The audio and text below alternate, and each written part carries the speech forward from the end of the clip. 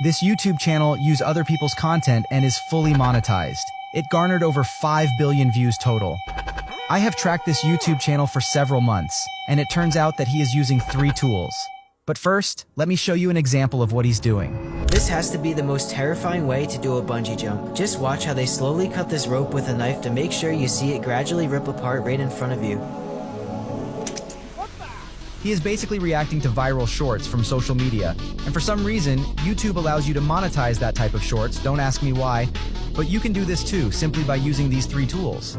The first one is Snaptic, allowing you to download viral videos from TikTok.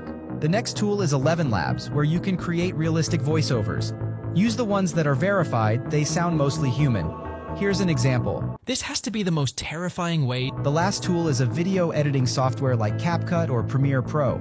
We'll go with Premiere Pro. Simply add the viral short video to the timeline along with the voiceover you created and generate some captions.